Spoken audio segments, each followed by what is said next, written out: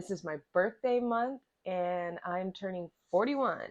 So today I want to talk about 7 lessons that women learn late in life, 7 lessons that I learned late in life, but these lessons, if you take heed now, will change your life. The second that I started implementing these changes in these habits, it did a complete 180. No, of course, it wasn't an overnight process, but you have to start somewhere. And it's the small steps that lead to a bigger result. And that's what the domino effect is not bias. So it can be a positive or a negative outcome. What are you doing that will lead to that wider outcome? Most women tend to learn a lot of these lessons late in life. Like I said, I'm 41. I learned all of these much later. So I want to share them with you today. If you're in your 20s, if you're in your 30s, maybe there's some lessons in here that you can apply in your life to make some changes. If you're feeling overwhelmed, stuck, if you're feeling just a little bit doubtful, unsure of what your next move is or how to just get some clarity to even get to your next move, well, then this is the right place because I have been there. I was living in a state of chaos, mental chaos. And my mental chaos had an outward effect on everything that was manifesting in my physical life, my finances, my relationships. It was just a terrible time. But you don't have to stay in that. What happens when you live in shame and doubt? If you don't have any of the skills to combat that, if you don't have a way to step out of that way of thinking, then you're just going to perpetuate the cycle. You're just going to continue to let it fester. So I want you to grab a pen and paper because today we're going to talk about all the tools, the lessons that I learned that you can now turn around and use in your life because they do work. So do me a favor, go ahead and subscribe to the channel if you find this information helpful. Now let's get into it. One day you wake up and you're like, where did the time go? You don't want to be in your 40s, 50s, or 60s when you realize this. And that's usually what happens to most people. If you can catch this early on, then you're in a good position. But if you catch this a little bit later in life, that's okay. It's better to catch it than not catch it at all. And starting over doesn't have a certain time limit. You can start over whenever you want to. It's all about making that decision that now is the time for change. Realizing that something is off here and you need to make a couple changes is really the first step to awareness. So here's the first lesson that I learned. No one is coming to save you. No one's coming, guys. I know for me, I tended to rely on my family. Oh, my mom can just take care of this. Not realizing the stress that it was also putting on her, and then getting to a point where I just didn't care about the stress that it was putting on her. Completely selfish behavior. And realizing that the situations I was putting myself in just tended to get worse and worse and worse. And when you have that pattern of relying on other people, you're starting to think, well, she's coming, they're coming. But here's the thing, guys, no one's coming to actually save you. Your life is not dependent on somebody else's choices. You have to make that choice for yourself. So if you mess up, if you make a bad decision and now, you're facing the consequences, you can't play victim. You can't complain. You can't bitch and moan. Okay. You put yourself in this situation, and at some point, people are going to get fed up having to be the one to come and drag you out of those situations, right? Because it falls on them too. So the sooner that you realize no one is coming to save you, then the better off you are. Also, you don't want people coming to your rescue all the time. Why? Because it makes you look like a victim. That feeds into a victim mindset. Get a little bit of power, a little bit of confidence back in yourself. Realize that nobody is coming to save you, and you have to take accountability for the actions that you've chosen to do. So if you make a bad choice, and the bad consequence results out of it, just deal with it. Nobody's coming to save you. Take some responsibility for the actions that you have chosen to do. Second lesson I learned is your environment matters more than your motivation. Okay, motivation is external. Discipline is internal. And if you have a shitty environment around you, then your feelings are going to take over and motivation is going to fade. If your environment is really toxic, meaning let's say you have a toxic work environment, maybe you have a coworker that you're constantly battling with, you need to make a choice, right? Now, can you leave your job? Maybe you're in a situation where you can't, you need that job or you love that job. So you have to set a boundary with that person at work. You're not as available.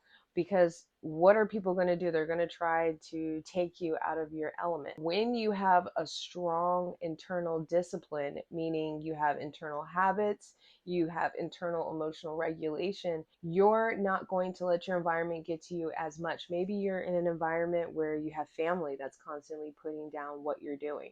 If you don't have a strong enough why to push through that, your feelings are going to take over, motivation is going to fade, and you're going to let those opinions get into your head. Know that your environment matters. Seek people that are in spaces where you're trying to go.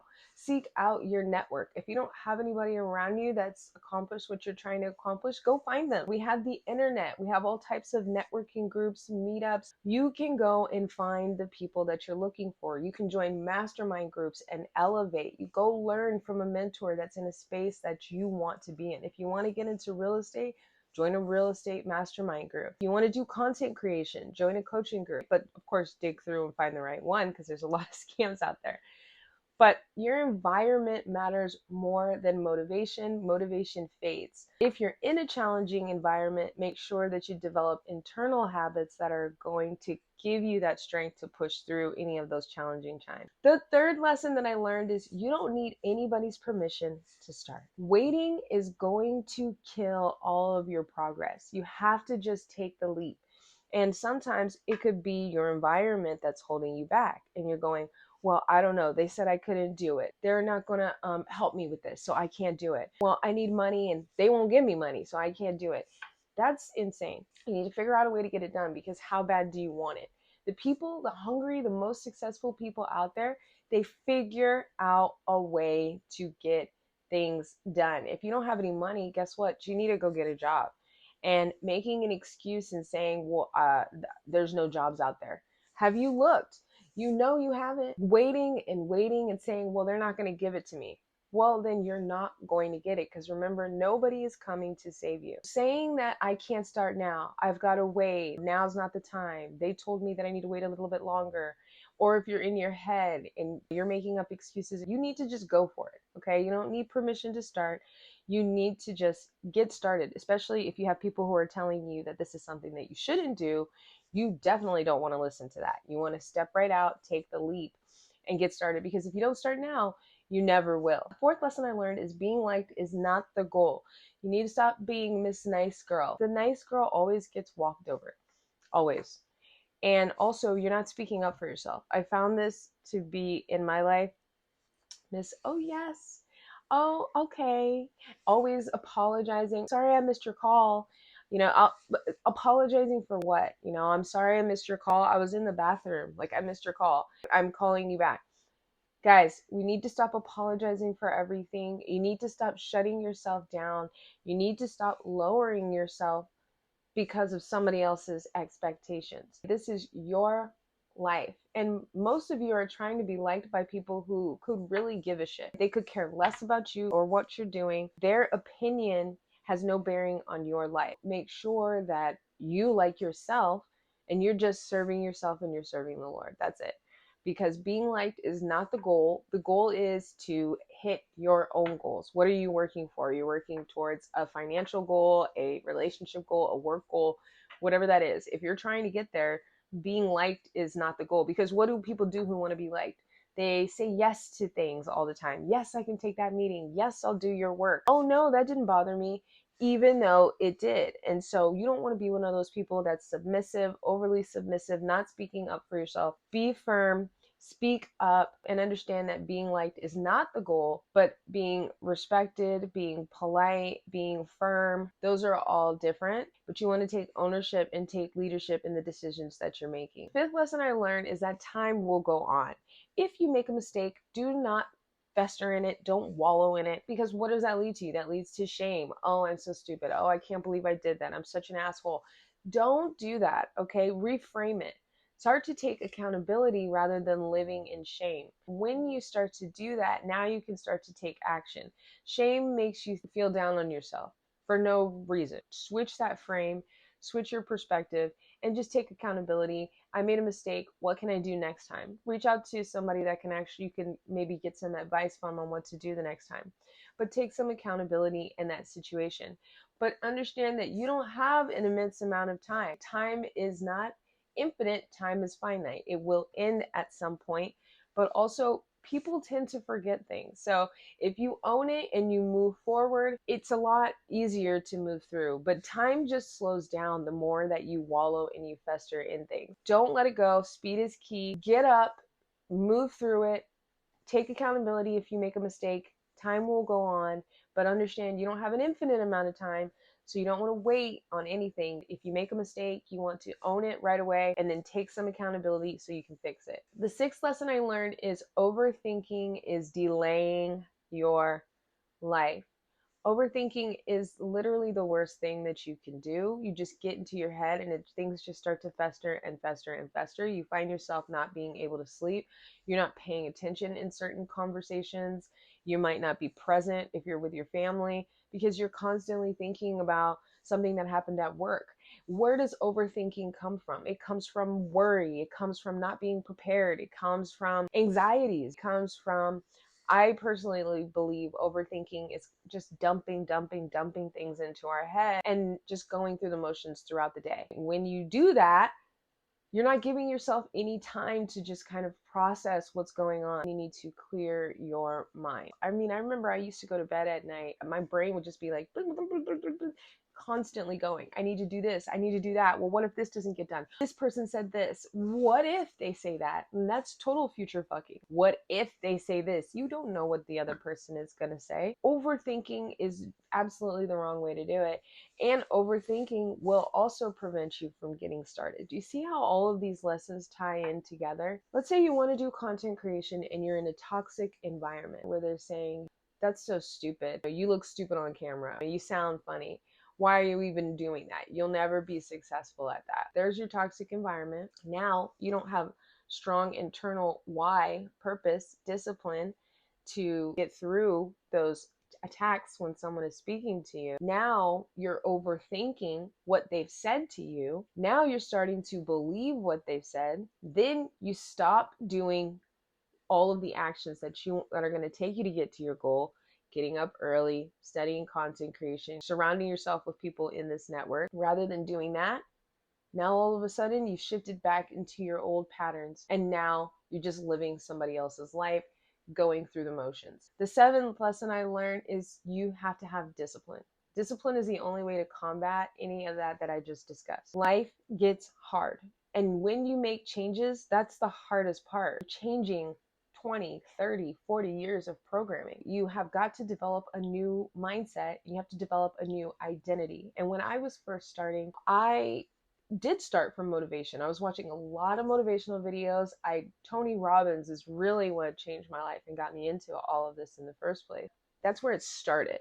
Motivation, Tony Robbins is where I learned about negative thinking, how to change your state, why we do the things we do, finances, emotion. That got me motivated to start getting up in the morning, to start practicing some of the exercises that he would say. I remember there was a morning motivation that I would do every single day. And I would be sitting in my bathroom on the toilet, going like this. And this was years ago. Okay, I'm talking 10 years ago, maybe 15 years ago. It was the first step in the learning journey. I stumbled along the way a lot. It was really challenging, but I was hungry for change. I was hungry because I knew that there was a better life out there. I knew that I could do more. Internally, I know that that wasn't the life that was meant for me. And I know that that's not the life that's meant for you. God did not put us on this earth to live in shame and suffer. We are humans. We will go through pain. But what makes us stronger is our ability to bounce back and be resilient. That is why these lessons are so important. And you see again how they all tie in together. No one's coming to save you. Your environment matters in your motivation. You don't need permission to get started. Being liked is not the goal. Time will pass. Overthinking is delaying your life, and discipline creates freedom. All of these things are the core foundation of how to change your life. Understanding these concepts will allow you to have another inner strength. It's going to allow you to tap into more of your feminine energy of I can do this. This is what you're going to do in order to get there, because I know we covered a lot, but how do you apply this in your life? Well, the first thing you're going to do is you are going to sit down and you are going to make a decision. You're going to make a decision of what your next step is. What's it going to be? Is it a financial decision? I want to get a job. I want to get a promotion. I want to make an extra $10,000. I want to leave this relationship. I want to set a boundary. Whatever that is, I want you to make that decision. Write it on paper, get clear about that, because if you keep it in your head, you know, all of the thoughts we get in our head, it's just going to get fumbled. Get it on paper, get it clear. Second thing you're going to do is take an action toward this, okay? Now, what do I mean by that? If you're saying, I want to make $10,000, an extra $10,000, that's not going to happen overnight. What can you do to get there? If you already have a job, this doesn't entail a promotion. Well, what are you going to do to get that promotion? You're going to show up early. Are you going to do extra projects? What are the baby steps you're going to take to get that extra 10,000? And what does that look like? Is that a bonus? Is that an extra $10,000 a month? So if you're in content creation and you want to make $10,000 a month, is that digital products? If you're in real estate, you want to make an extra couple, close an extra deal or two. What does that look like? Do you have to do more prospecting, more dials? Sit down and get clear on, okay, what are the small steps I need to take to get there? If you want to exercise, don't immediately go and just get a personal trainer, right? I'm dumping money into a personal trainer right away. Maybe you could sign up for a free yoga class. Maybe you could go to a friend's spin class and try it out. Pick something that is going to get you moving. And then as you start to get moving, you can advance into something a little bit more challenging, whatever that looks like. Maybe that's boxing, weightlifting, whatever that looks like for you. But start small. You don't have to immediately come out the gate doing something wild and crazy. If you need to set a boundary with somebody, you don't necessarily have to cut them off right away, cold turkey, block them out, do not call me, right? Because that's an emotional reaction. So you could slowly fade that person out. I'm not available right now. You stop answering their phone calls. Don't go to lunch with this person. If it's this toxic coworker at work and you find yourself still going to lunch and still getting coffee with this person, why? Why are you doing that? So what you're going to do is make a decision that I'm not available anymore. This person can't have access to me. You're going to stop over explaining. You don't need to tell everybody everything. Stop it right now. So keep some things to yourself. If you're cutting somebody off, you don't need to go, I'm cutting you off. Like, why? They're not going to listen to you anyway. So all you need to do is just slowly back away. Fade out. Or you can become very boring. I think it was the mindset mentor, I can't remember his name, who said, be like a gray rock. Be completely boring and uninteresting. When they're talking to you, okay.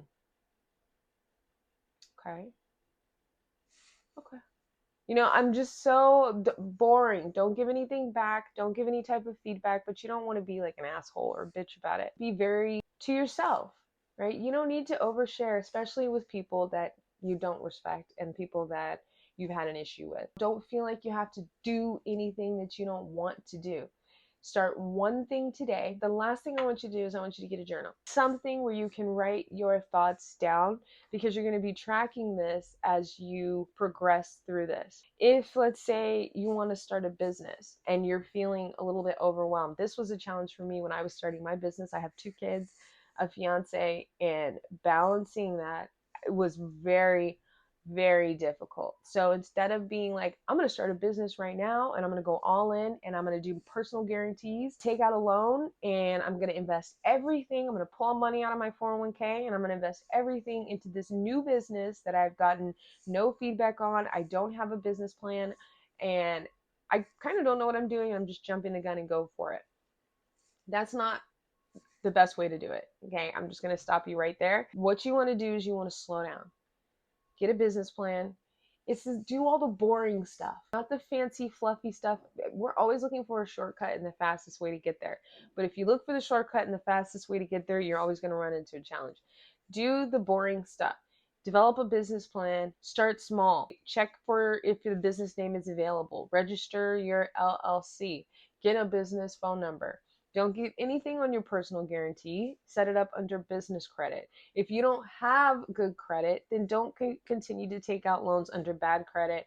Don't continue to take out credit cards. Fix that. Take some time, fix your credit, go back, and then get a better loan with a better interest rate. Slow down, guys, because understanding that you're just one person, you're not going to be able to do everything all at once. And also understand that in this life, life happens. We're going to make mistakes, but we have to be able to pick up and push through them, because I lost literally 10 years of my life being stuck in the it's too late, being stuck in the shame, being stuck in the mistakes that I had made, convincing myself that I could never advance because of shit that had happened 2, 3, 4, 5 years before.